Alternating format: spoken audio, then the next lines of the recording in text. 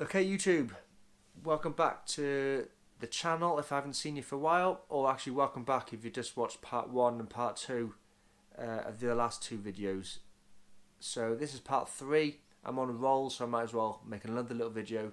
This time I want to talk about my fitness, what I've been doing, where I'm going to go with it, and also how I'm going to use my fitness into how I'm going to use my fitness and my lifestyle. I'm going to base that on how I'm going to train other people and what I want this year's plan to be evolved around. So quickly, last year at the end of the year in September, October, November, I was doing running. So I went up to October's challenge. I think I did 100 miles in October, which, like I said, wasn't really far for an expert runner, but it's a bit of a challenge for me. November, I went into weightlifting in November. I was doing like body pump, kettlebells, circuit style bodyweight training in November and December. And then after December, I trained all the way through Christmas, even though I caught COVID. So I was positive, definitely from the 25th of December for at least 10 or 12 days. It didn't really affect me long term, but going into January, I was sort of stuck at where I want to go. Do I want to start the year at cardio on the bike, or running, or circuit training, or go back into weight training? So January was a bit, if I look at my graphs and my training is a bit low, I didn't really do too much. And then February, I got back on the bike and started doing more bike. So February and March, I've just done turbo trainer in my kitchen. I did a FTP fitness test, which was lower than what it used to be, but higher than what I thought it could do, higher than expected. So I was quite happy. And then I worked for a couple of weeks. Did another fitness test, which has actually improved. So I've gone back into the normal, happy, medium sort of range. I'm not as light as I should be, or what I want to be. Weight is sort of in between the 185 and 190 pounds. It obviously depends if I've trained on that day, if I'm dehydrated, or if I've eaten that day. But it seems to be about 185, 190. I have been training every day, either walking for up to 2.5 hours, or turbo trainer, or both. But I haven't been on a strict diet. So I've been eating healthy. I've been watching what I'm eating, just not measuring, and I haven't avoided anything, and I haven't eaten anything specifically like chicken and rice, and I've eaten carbs, but I haven't measured anything. But my weight has sort of stayed the sort of same. I want to be in the 180s really at this time, aiming for 170s, but I feel good. I feel healthy. I'm jumping on the bike and I'm good. I'm walking around and feel good. So that's me. What I want to do is turn my attentions to males, probably 30 to 50. Like I said before, males under the age of 30 have normally got loads of money. They live with mum and dad. They've got 3 hours a day to go training, and they probably don't listen to what I'm going to tell them. They don't ask for advice because they think they know everything. They're not old enough yet to have injuries, bad backs, that kind of thing. They're probably not old enough to have put weight on, like a beer belly, or if they are overweight, they haven't got old enough to realise I need to do something about it. Or they're probably still young enough to have, they're skinny or lean anyway. They haven't started adding on weight, so they're still in the prime really. So they don't ask for help or don't want help. They normally go to gyms in big groups of lads, so they've got spotters anyway. Anyone over the age of 50, that goes into the category of just wanting to go for walks or gardening, or like, sorry if I'm offending anyone. Obviously there is some fit people over the age of 50, but no, I would train someone over the age of 50, but I'm going to advertise from 30 to 50 because you've got to have some sort of target market. I'm going to, like I said, I'm going to avoid females because I would train a female if you really sent me a message saying, can you help me? But usually, like I said, with the males, anyone under the age of 30 are either slim and underweight anyway, they haven't started to put on weight, or they're overweight but they're happy being overweight and they haven't realised they need to do something about it. They probably haven't had children yet, or having children at the time, or so their life, that when they're young they just want to go partying. They're not really going to ask for help. They're embarrassed about asking for help. Also, even if they do want help, or if you guys do want help, probably going to go to a female. And there's millions of female trainers on Instagram, on Twitter, on YouTube. So I understand you see a female in a skirt or bikini and you want to look like her. Well, she could probably motivate you or encourage you or teach you the way you want to go. You know, arms are arms, legs are legs, bench press is a bench press. I can train females at the same time. I just think that it's going to be a bit harder with the market of all these trainers. You're going to want a female. And then again with the over 50s, there is some females over the age of 50, but then they've sort of, not to be nasty, but they're sort of peaked in life and they want to relax a little bit. They're not interested in hard training, they're interested in more lifestyle exercise. If that's what you want, that's fair enough. I can help that, but I'm sort of aiming at a market just to narrow it down a bit. So sort of males who are in the 30s, they've either used to be thin and now they're starting to put a bit of weight on, or they've been overweight for a number of years and now they realise they need to do something about it before it's too late. They probably got a partner, a wife or girlfriend, they live at home with a full-time job and kids, so they've only got maybe 1 hour a day up to maybe 2-3 times a week to train. So they want to know the best bang for the buck, what they can do. They don't care about looking amazing, they don't want a six-pack, they just want to lose maybe 14 pounds. They want to maybe get back into jogging, they want to feel like they're going to stand up without being out of breath, put the shoes on without hurting. So I want to get males back into feeling like they were 20 without looking too bad either. So a bit of strength, a bit of stretching, a bit of mobility, and then progressing on to being strong again, fast again, fit again. So if you want to go for a run, if you want to go for a jog, you can show these men in the 20s, yeah, you're not past it just yet. One thing which doesn't sort of annoys me, not jealousy, it actually annoys me a bit. Yeah, I see a lot of trainers that are coming up into the 30s, and they're doing really well for themselves. They're popular. They got their Instagrams and their YouTubes, and the training is going really well for them. But I've noticed a couple of keywords which they say, which I've noticed now on my courses which I'm doing. So when people are asking them questions and they're answering, actually it's not their words, it's somebody else's words. And when people are asking them questions, they'll say even sometimes, on the Instagram Q&A, ask me any question you like, and they're answering the questions, but their wording isn't their words. And I know now because there's a couple of key words, a couple of key sentences and phrases they're using, which I've learned, which I'm not going to use, but it's not the knowledge that they're sharing, it's the key words they're sharing, which is giving it away. So if someone says to me, I want to get my arms big, instead of saying you should do chin-ups because that's proven to be the best way, but I don't want to know what was proven, I want to know what you do.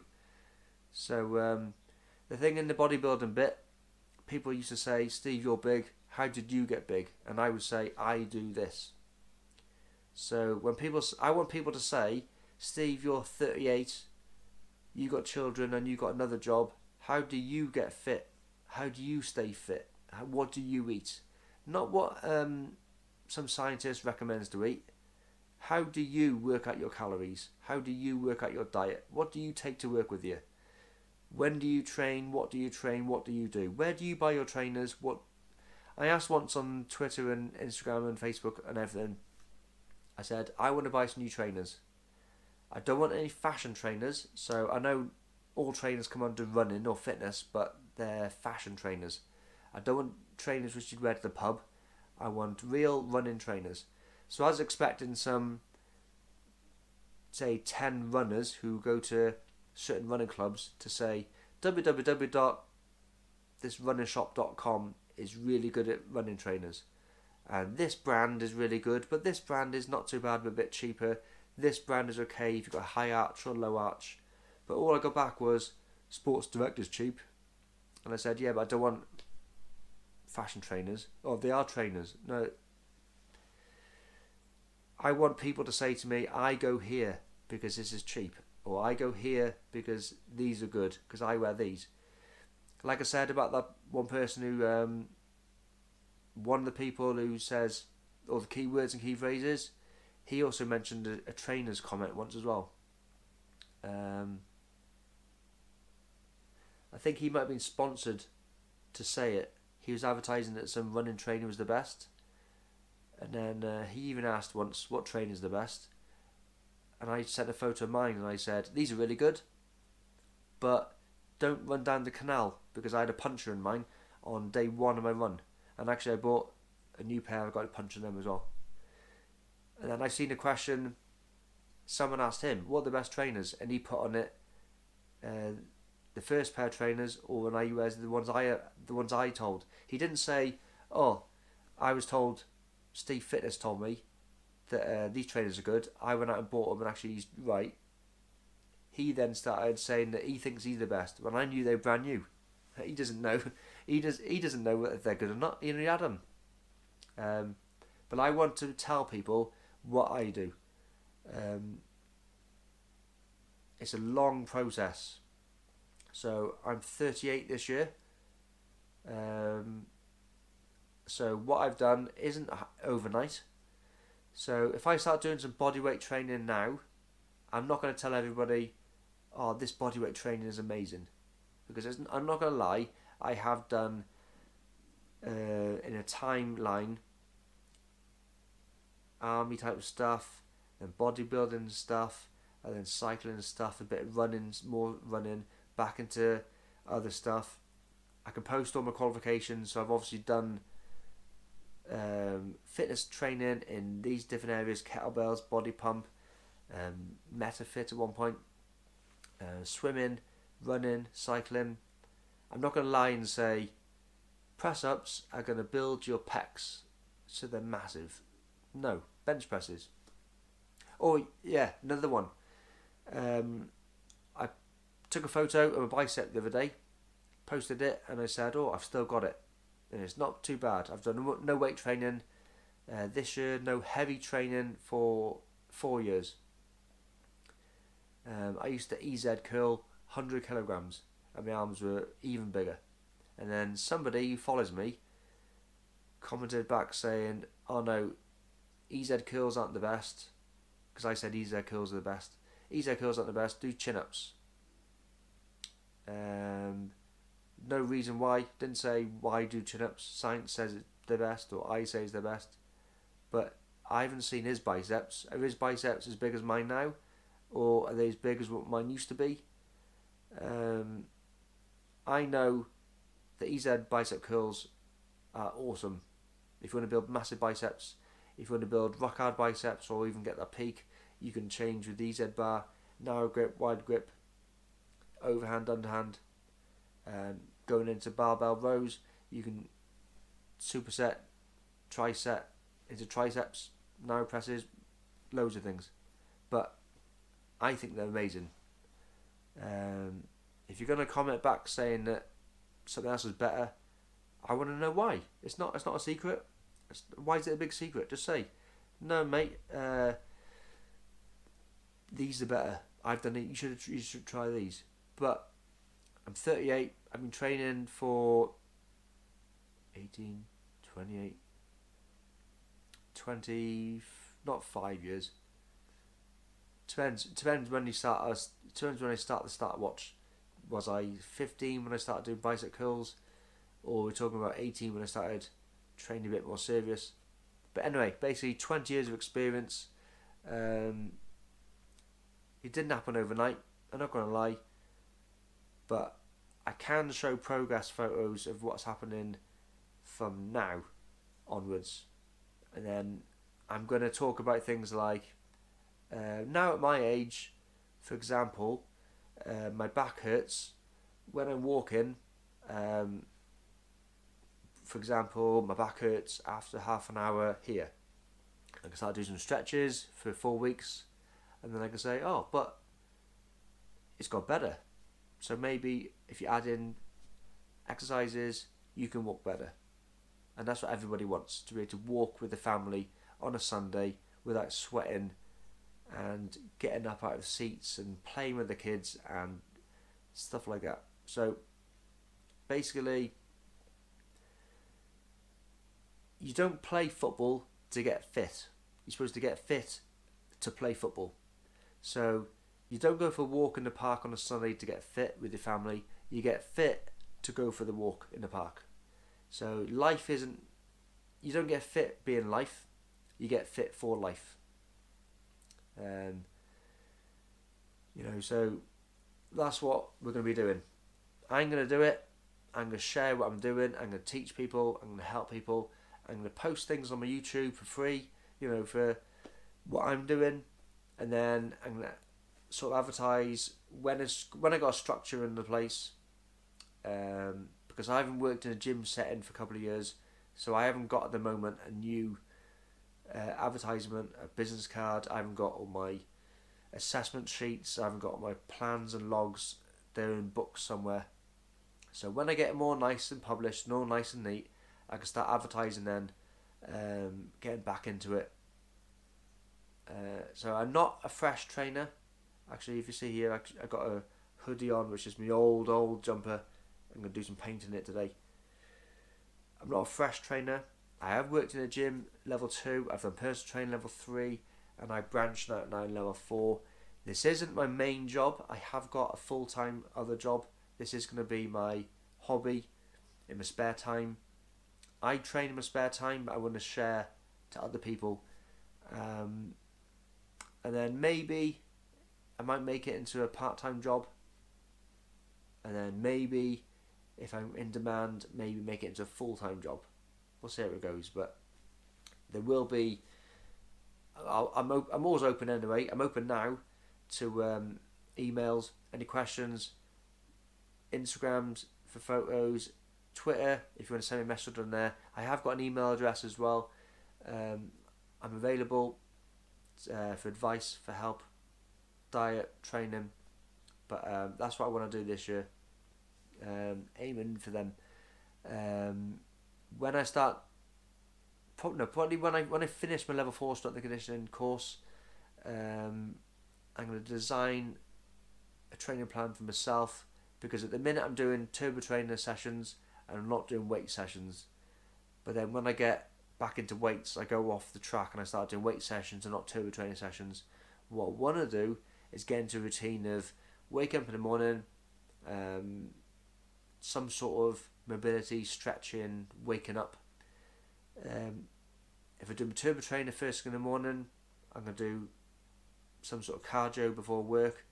But instead of doing 7 days a week cardio and no weight training, I might do 7 days a week of less intensity cardio in the morning, and then 3 days a week of doing some sort of heavy weight training, with maybe 2 days a week of some sort of rest day, low intensity activity. 1 day a week, complete rest day, but maybe do some sort of stretching, mobility, movement, functional stuff, just to make sure I'm getting into them positions that you need to get in for life. So I don't care, I'm not going to be able to do the splits, nothing like that, but something like that. And with the assessment course, if I assess myself first, I don't just want to be reading off a sheet of paper. I want to know in my head what I do. I'm comfortable, I know off by heart what I do, and then I can teach people what they should do. But first of all, I'm going to finish the course off. I'm going to take away what I know already and what they taught me, combine it all together, so in a way that I'm going to teach it my way. When I'm comfortable and confident that I can do it word for word, without rehearsing off a sheet of paper, and it's my way of doing it, then I get the ball rolling, and I'll let you all know when it's done. So that's the third video for the end of March, and like I said, please like, subscribe, share. The more people who see it, then this video will go a bit further, and then it'll be more popular. And if I see more people who watched it and liked it and shared it, then I'll be more motivated to do longer speeches and go into depth. There's no point in me talking about stuff on the internet if no one's listening. So yeah, stay tuned, and hopefully you like it. Bye for now.